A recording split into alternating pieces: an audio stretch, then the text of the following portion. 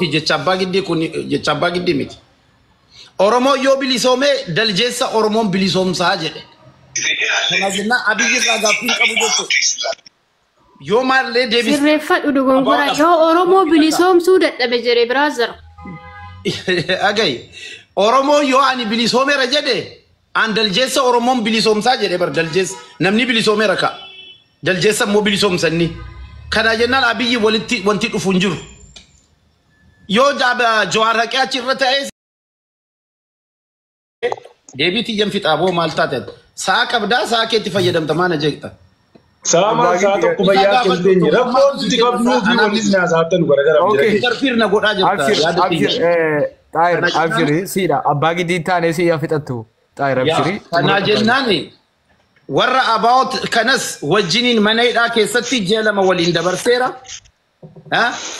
Wanti jarri jedhanu silaa agarte milushin baalsamaash gabayaa baalottaash ነው እሱን is እንኳን ሰሚ ፊ ደቺ ወልቲ ፊደኒ ወልቲ መቁቱ ኤረ ሰልፈታ ጃልመሮ ፊ ጀዋሪ ወልቲ ፊዱራ ተና ጉራኬቲ ጨለው ፊ ጎዴር ከቢራ ነብሴ ነማቲ እንቆሲና ከጀቴ ነብሴ ነማቲ ከቆሳ ጅሩ ጀዋሪ ፊ ደገርቶ ተጀዋር ሬንፋ ባቲ መቀዱረ ዱኤ አማጂ ሰሰነው ካቱሬ ፊደኒ ፌስቡክ ይረት ሃቲ ማለት ይደጋ ማራ ኢሼዳ ኢራንፈቴ ጪፍቴ ጉበቴ ቆባ ቦሴ ኢሼዳ ሀራ አረገልፈቱ ሬንፈሲ አመስ ፌስቡክ አባጊዲ ንገባፍ እቺስታ ጅራ ኢጆሌ ገንደሰና ማለት ይደጋ ተኩማ ደቂቃ ናሶ ነው ተኩማ ደቂቃ ነው ጋፈ መዳን ከሰን ጥቆም ዋይ ደቂቃን ካሲና ከሌሰ ጋፈና ቢይ ሞር ነው ስሪ ቱሬ ደገይ ቁቤን ኮ ስሪ ቱሬ ጋፋ ደ ጀዋሪ ሞርሙ ቁቤ ጀቱ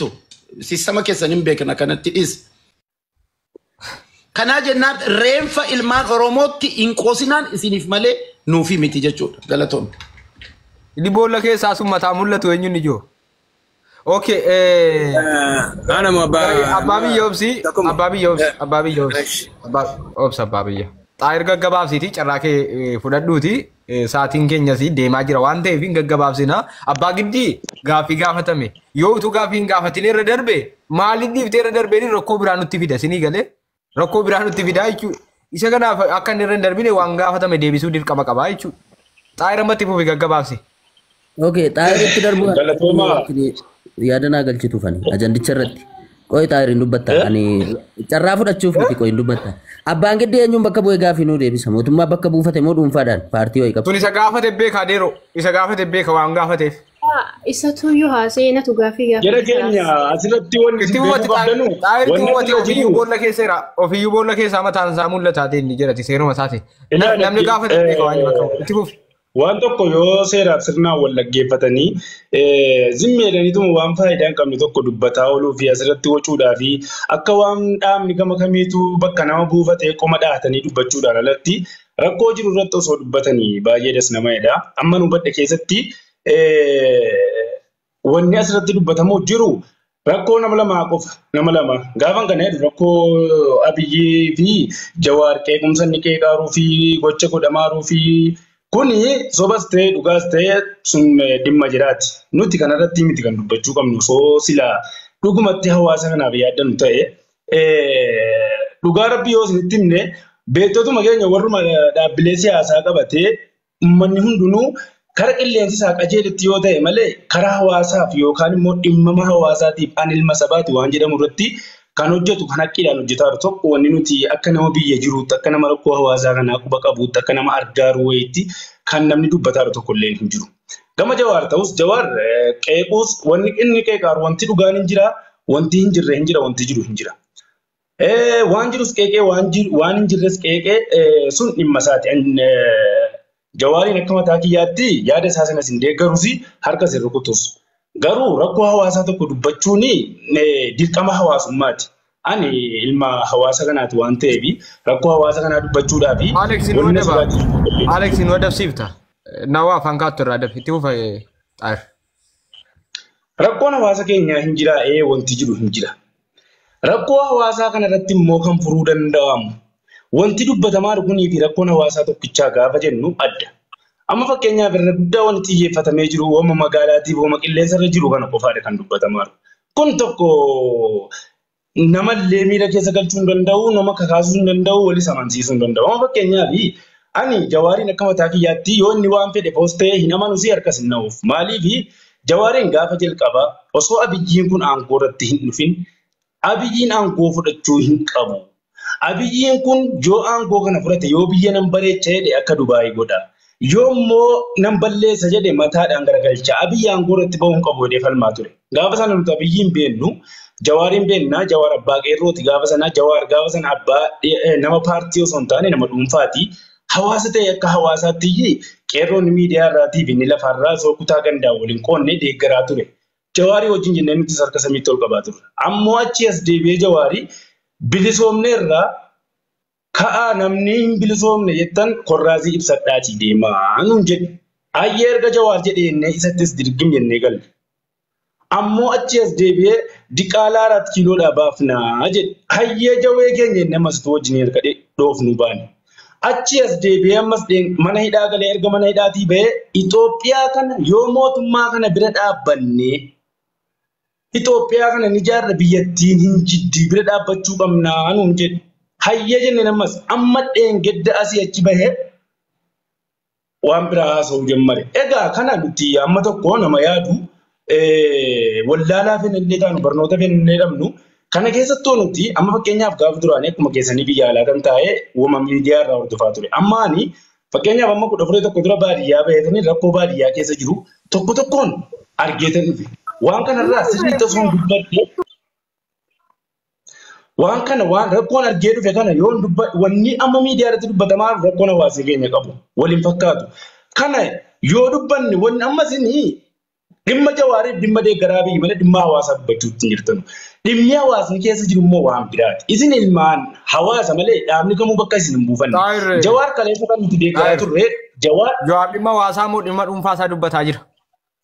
An waa'ee hawaasaati malee jechuun fakkeenyaaf wanti tokko hooggansaan deema waan ta'eef hooggansa qaba. Fakkeenyaaf dhimma Jawaar dhimma biyyeettu hooggansa qaba. Fakkeenyaaf Jawaar girrisaa hoogganu qaba, Abiyyiin girrisaa hoogganu qaba. Jawaar amma akka yaaddutti dhimma hawaasaa dubbataa jira moo dhimma dhuunfaati? Jawaar amma dhimma kaafaa'ooti kan inni dubbataa jiru. Dhimma paartii kaafaa'ooti. Jawaar ofii waan mana hoogganamu. Malee dhimma uummataa miti jechuudha. Dhaga'i miti dhimma uummataa miti. Jawaar dheengedda of ta'ee hawaasaaf dhaabbataa ture. Hadda Jawaar kaafaa'oodhaan qabamee kaafaa'oodhaan hoogganamee deemaa ni hoogganamaa waan dhaabni isaatti kenneen alatti namni paartii kamiin hoogganamu dhimma paartiin itti kenneen alatti gabbayee waan tokko dubbachuu tokko hin danda'u. Inni biyya bulchaarus sirna bilisiginnaan itti kenneen alatti waa biraa dubbachuu hin jiru. Garuu hawaasni keenya kana keessaa adda. Rakkoon keenya kana lamaan keessa hin jiru. Abiyyiin gadi bu'ee Jawaar aangoorra ba'u yookaan Jaalmarroon aangoorra ba'u miti rakkoon keenya. Rakkoon hawaasa keenya.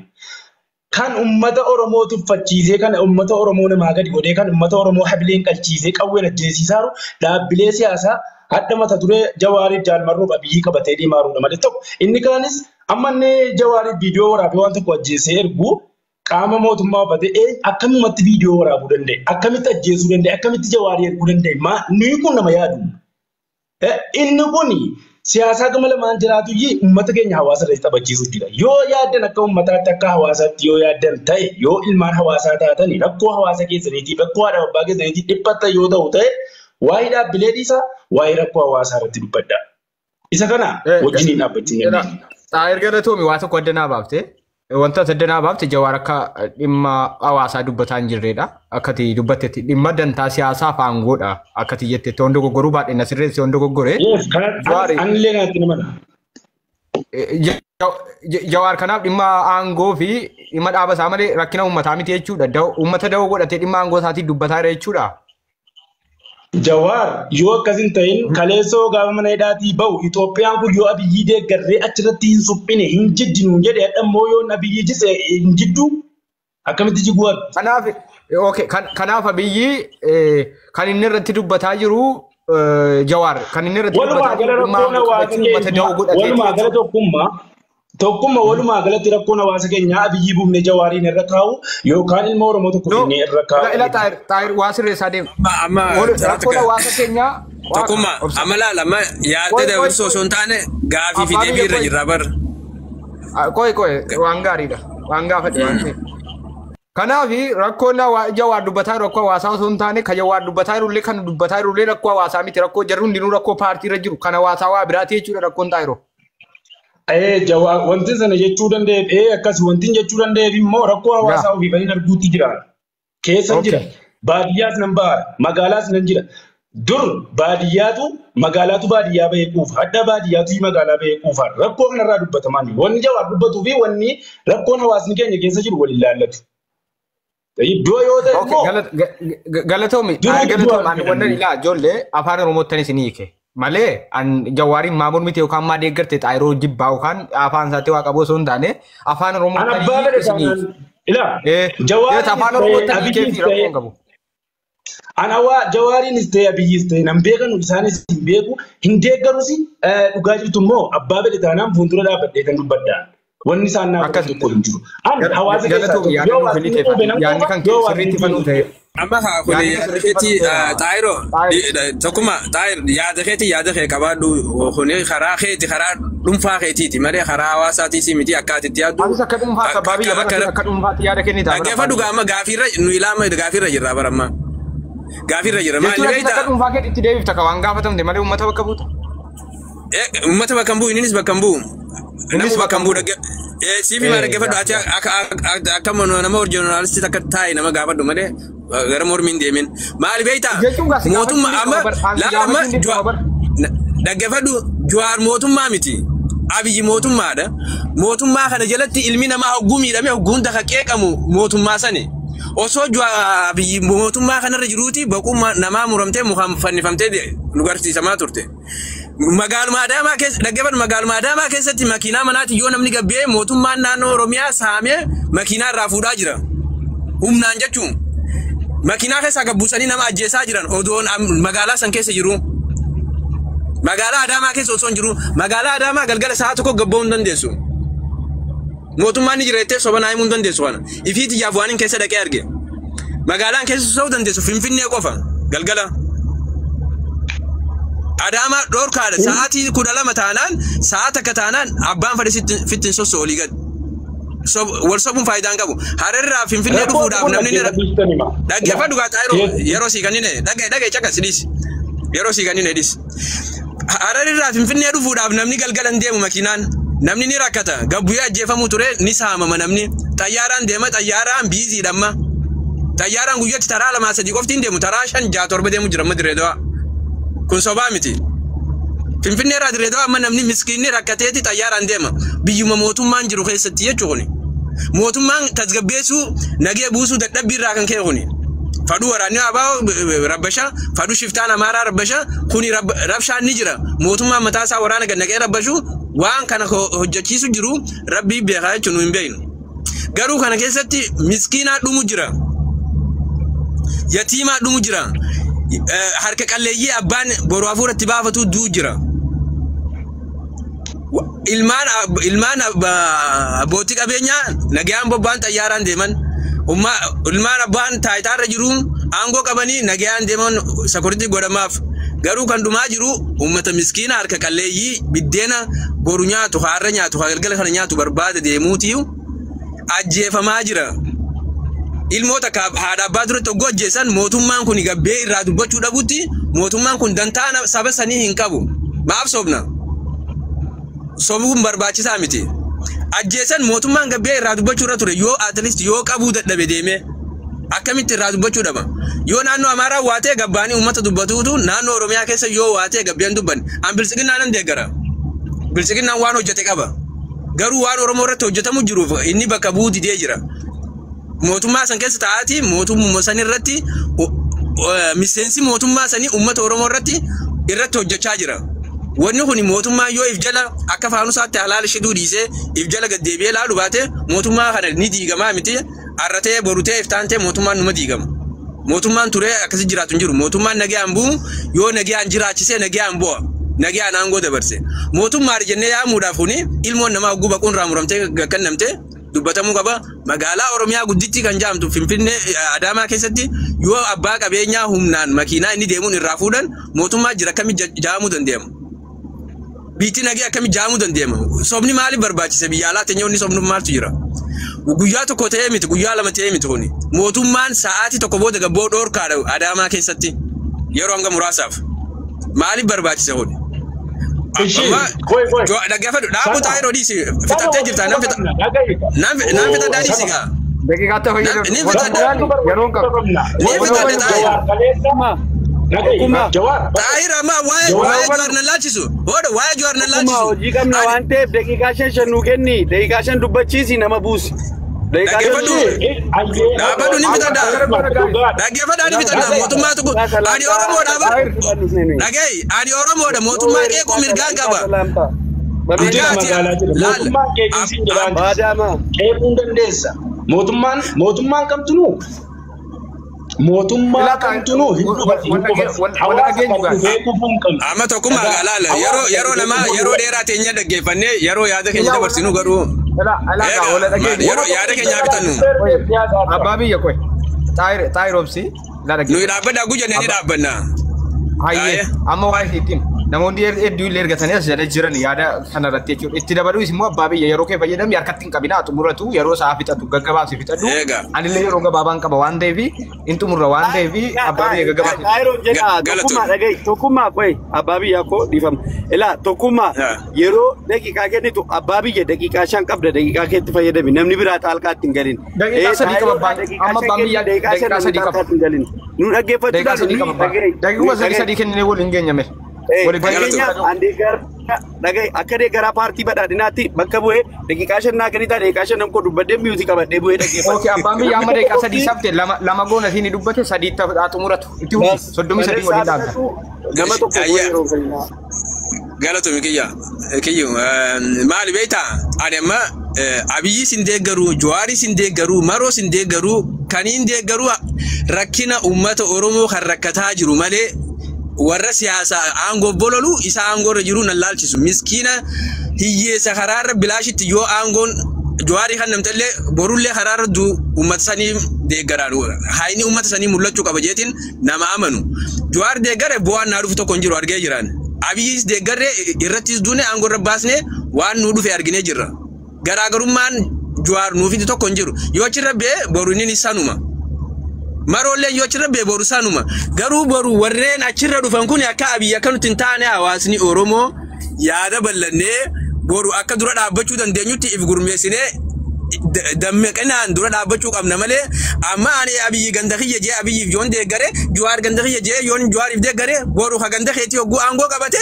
najjeesa atis na dura ejjitee falmitaa jechuun kuni gandummaaf aangoorra walii falmuudha malee wanni deemaa jiru haqaa fi miskiina hiyyeessa duu jiru laalamaan jiru hiyyeessi haa laalamuuf haa inni hiyyeessaa Abiyyi ganda kiyyatee haadhasaa Jawaar ganda kiyyatee haadhasaa nan laalchisu dhugaa jiruudha dhaabbadhee deemuu qaban. Abiyyiin buuftee Jawaar goote Jawaar buuftee Jaalmaroo goote sabni abbaa giddi lama taa'eetu masii ilaalaga. Abbaa giddi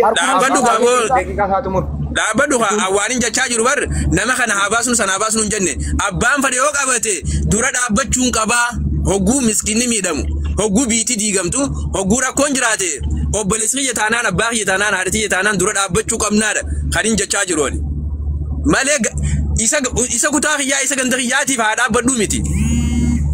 Galatooma. Kanuma jabeeffanna.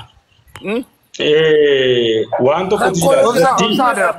Obsa dabareedhaan deemna nama hedduu tariifataa jira dabareen deemna obsa. Dabareedhaan deemna Ramza amma Ramza argeenya areegsitti darbina. Waan tokko mooshin wareedhaatte. Dabareen kiyya na fakkaate tokkummaa maani daqiiqaa nuu kennu daqiiqaa kennuun bareeda. Yaada abbaa biyyaa irratti yaada abbaa biyyaa irratti. Dhaggeeffadhaa. Please adara Xaayiru rabbiin sodaadhaa wala dhaggeeffannu rabbumaan sodaadhaa. Nan dhufaa boogalee kun daqiiqaa shaniin oodiitara qaba. Nama tasgabbaadhalleedha. Waaqa boogalee kanaaf moodiitara ofirraa qaba. Namallee looguu miti nan dhufa daqiiquma 2 booda. Ramzaan daqiiqaa 5 itti fufaa Aleksi daqiiqaa 5 itti fufaa ofirra dabarsee kiyyaadhaa kennu jechuudha. Ofirra dabarsee kiyyaa kennu. Achii keessaa kennu jechuudha. Amma Ramza daqiiqaa 5 qabdaa daqiiqaa 5 irratti dhaabee boogalee tole Aleksitti fufaa jechuudha. Nama jiran dubbachiisanii itti fufi garuu jalqaba soba kaleessaa sana dhiifama gaafadhu waan arsii keessatti ta'e reettisa itti fuf daqiiqaa 5. Isa san siibsee deema tokkummaa yoo dhagaa jiraatte tokkoffaa waa'ee mucaa du'ee irratti jechuudha godina Arsii aanaa Daabbaa keessatti akkanatti lafarra harkifamee gubamee jettanii na sobdanii jechaa turte.